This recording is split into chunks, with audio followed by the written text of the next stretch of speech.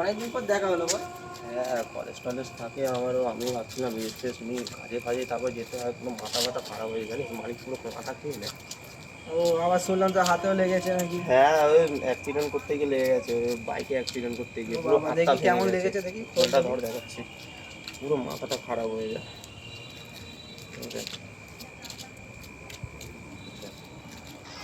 Candy phone করছে ভাই। এ কাট কাট, ওর মাথা খারাপ করে, কাট তো নাটক করছে। ওই দেখি চল, কেমন এই লেগেছে। দেখ, পুরো এইখানটা করে একদম ভেঙে গেছে, মানে ক্র্যাক খেয়ে গেছে পুরো। ও বাবা, দুটো একদম পুরো মাথা খারাপ হয়ে গেছে, কি বলবো।